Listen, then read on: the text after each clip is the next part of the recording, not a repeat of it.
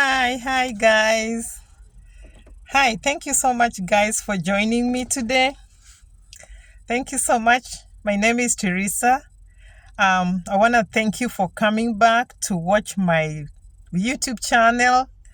Thank you so much for clicking. I thank you guys, and I hope and pray that you're having a good time wherever you are at.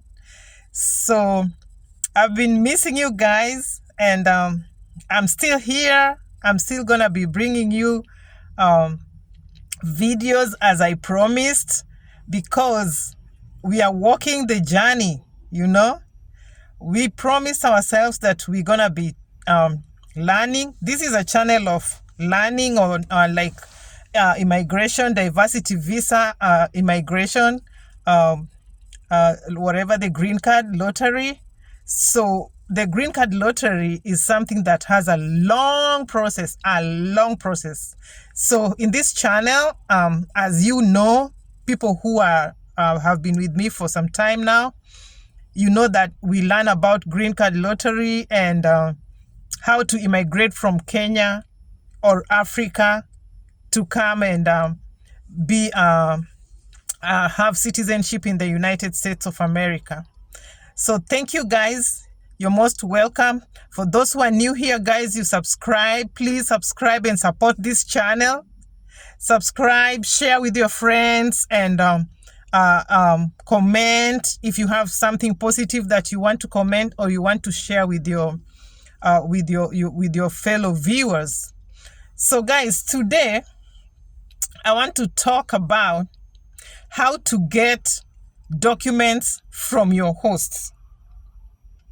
Guys, this thing, getting documents from your host by the way, in the process of green card lottery, this is the most hardest thing that people don't even know. It's so hard in that when you're calling somebody and you want to tell them that you want to ask for their documents, and these are very confidential documents, and at the end of the day you'll have to call and ask. You're not even seated with somebody and you're talking to them. You're calling them and you're now talking nicely and you're asking for the documents. So today I want to give you a trick of how you can ask for these documents and somebody will always trust you with their documents. Because guys, these documents contain even the social security number. They have everything. You're asking of even driver's license. So you have to be very careful on how you are talking to somebody and telling them to give you their documents. So there's a document you're supposed to ask for. First of all, I want to take you through the types of documents that you are supposed to ask from your host or your sponsor. There's a Form I-134. Form I-134, this is an affidavit of support. It's an affidavit of support, your sponsor should fill in that form and they should accept, or maybe it's an agreement. They should agree that when you come to America and live with them, they're gonna take care of you until you're stable. So they should sign this and they should agree. And this document, you should be taking it to the embassy on your day of interview. So you have to convince your sponsor to do this before you go for the interview. So they have to sign this document with a pen. They should not sign it, the way people say, I'll sign it digitally. They don't I don't know if right now they're signing digitally, but I just had a feeling I should tell my sponsor to just sign it with a pen and send it on email. If they can sign digitally and they can accept it, that's well and good. But I am just here, I always talk about my experience. So the reason as to why the host or the sponsor is signing this document, it's because they don't want you to come here and become a public charge. And I want to go ahead and explain what being a public charge is. Public charge, when you come here and you don't have somebody who is taking care of you, the American government is like, they have that the fear, not really the fear. They don't want to use the taxpayers' money to be taking care of people who are coming, who are immigrating, that like they don't have anywhere to go, they don't have food, and the programs are there, but you know, sometimes they can get overwhelmed. And you remember, they're using the taxpayers' money, and this money is there to be doing some other things. So they're taking care of that, so that when you come here, at least you have somebody who is taking care of you, so that you're not a public charge to the government of America. So that form, your host must sign it, and you have to go with it to the embassy. You know? So that's the very most sensitive form that your host should sign. Another form that your host should sign is the Form 1040. The Form 1040, or it's a W2 form for the exhibits tax compliance by the sponsor. So your sponsor should be having, like, you know, right now we are in January, and you're like, when they're asking for the W2, they're asking for the previous year, because this year, of course, you've just started. So they want to know how much your sponsor have earned the previous year, if they're capable of taking care of you, or if maybe you are a family of 4 or a family of 3, or you are an individual. They want to know. They want to make sure that if you go to that sponsor and you're living there and you're a family of 4, will they be able to take care of you? Will they be able to provide you with food? Will they be able to provide you with clothing? Will they be able to pay electricity when you use it with your family? So they always check on that, because on the task, the W2, it shows all your earnings, all the earnings of your sponsor. So they know. And that time you find that some people, they go to the embassy and they're told, oh, please, you guys are a family of 4. Please go look for another sponsor, because this one cannot afford to take care of you. And you're wondering, how come somebody is not able to take care of me in America and they have money? They look at the earnings on the form, on W2 form. So that's another form. Or maybe somebody can, an alternative, they can give out their pay slips to show their earnings. In this case, they are very sensitive with the earnings. They don't want you to come here and get hungry. And let me tell you, when the sponsor sign that form, they will take care of you. They know in America. They know. If they sign for you, they're ready to take care of you. So that's another form. There's another form again that the sponsor should be giving out, and this is for the identification. They can give out passports.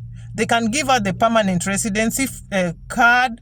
They can give out the driver's license. So these again are forms that are documents that the sponsors can give out, that the American embassy always ask for when you won your DV lottery and you're coming to America and you've gotten your sponsor.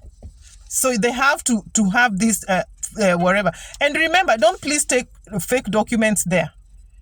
Some people like jokes a lot. Don't take fake documents there, because this American embassy, everybody is in the system. You take a document there, or maybe you forge a signature like that form I-134, and then you say, oh, they sent me this form and they did not sign. So you forge their signature. And the signature, when they go with it on the check on the system, it's a different thing. Oh, and to you. So be careful. This place, they have everything. When they're asking you those questions, when they're asking you for the documents, they already have it on the screen. They already even know if this person is a criminal. They know if they've gotten tickets. They know everything. So don't go there and lie. If they ask you something and you don't know, just say, I don't know. Period.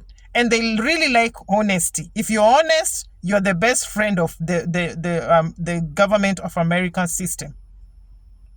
So now, when asking documents is not easy, just like I said when I started the video. So I had an experience with the asking for documents, and I think I have a video that I aired out, and I talked about how I met my host, and it was like it was a little bit of the documents inclusive, even though I did not highlight which documents that were needed. So when you're asking for these documents, don't target one person. This is something, not unless you're sure. Let me tell you, even at this point, even your own relative, you're not sure of them helping you. They can change their mind. So please have a backup. Have like even 4 people talking to them. When all of them send, you're good to go. But amongst those ones, the many that you have contacted, at least you will not miss out. So don't contact one person. It really stresses people up, because sometimes the one person that they really trusted and believed on that they're going to be helping them, sometimes they do what?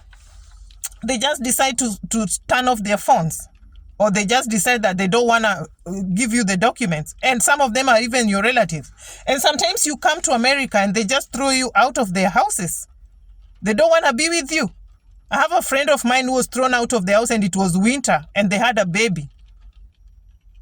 You have green card, you have papers, but you still you're not stable. You're like, now you've just landed, you want to be stabilizing, and this person just throw you out, and you have a small baby, and it's winter, and this is in winter, it's a weather you are not even used to. You're not used to the weather.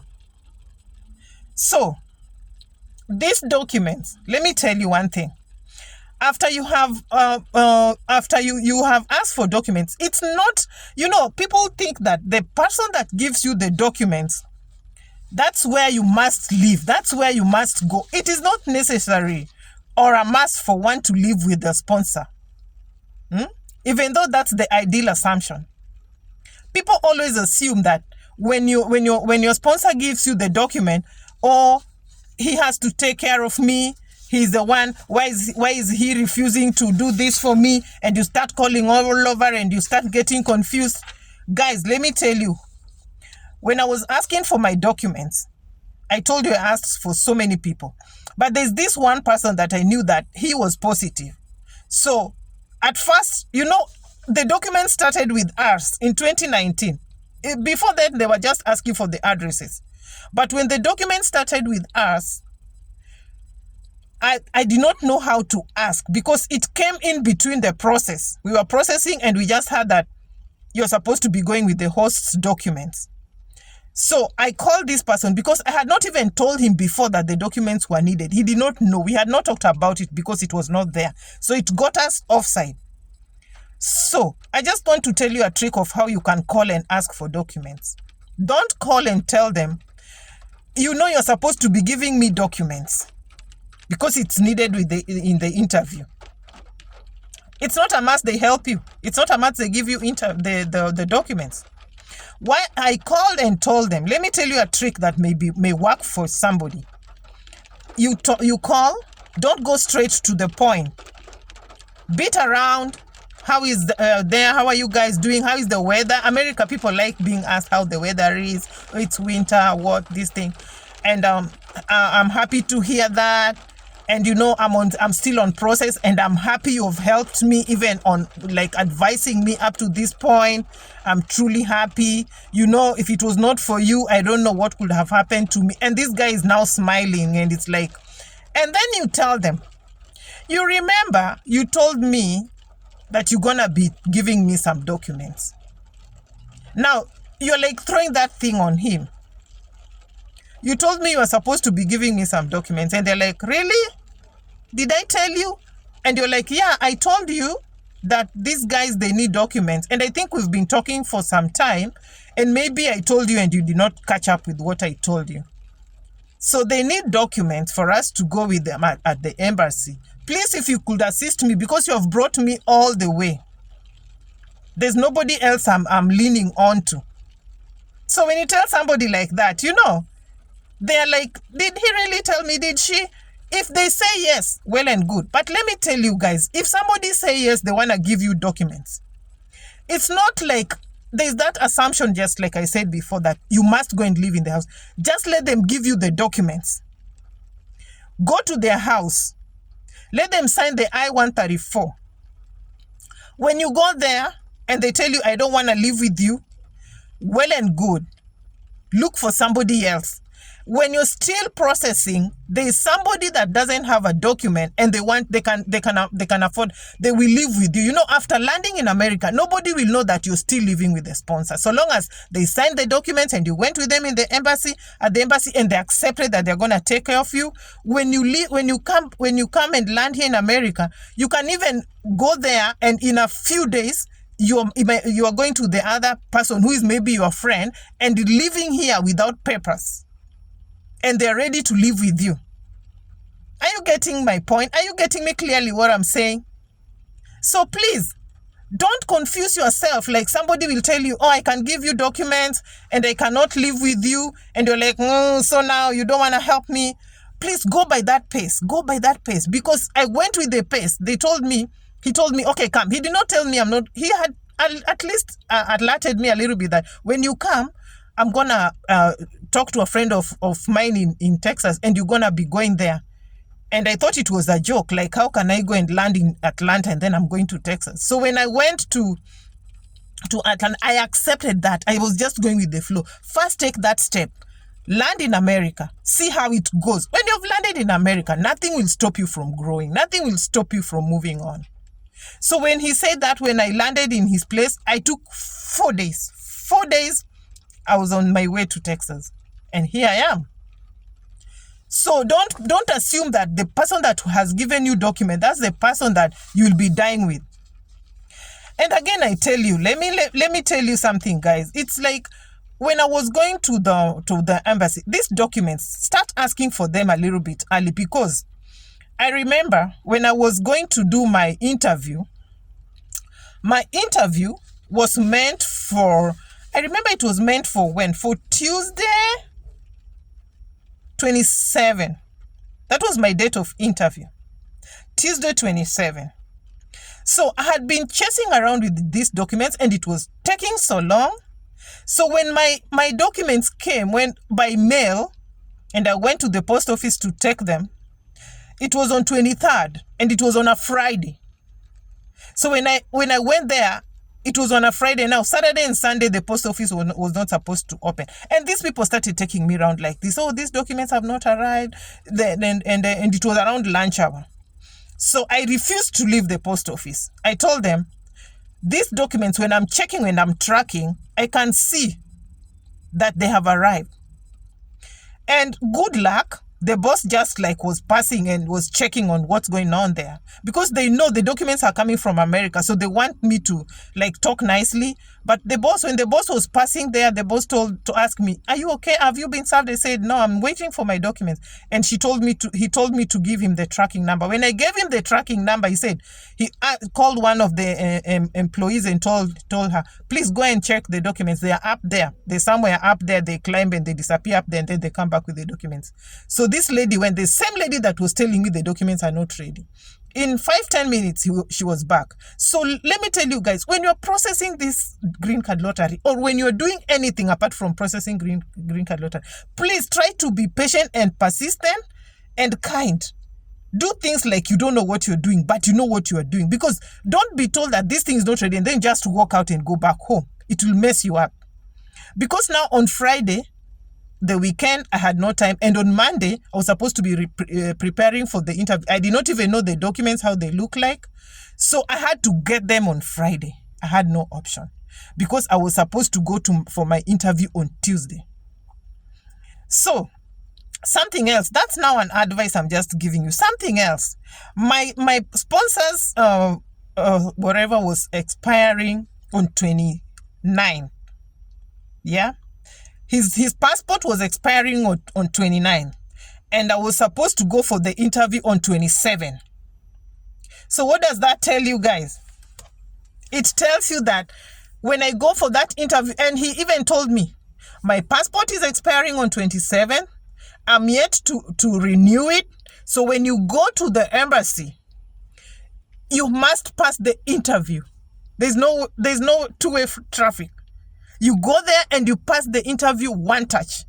And I'm like, my God, if I don't pass the interview, will I be going back with the expired passport? So I had no option. I had to pass the interview with God. You just tell God, now, God, this one, you see how things are going. So you can imagine, things were just like crashing, but you find that you're just meandering and passing through. You know? So guys, thank you so much for watching my video. I hope that you've gotten something in this video. You've learned something. I want to thank you so much, my subscribers. Keep subscribing, keep watching. I'll be back with more videos, guys, as I always promise.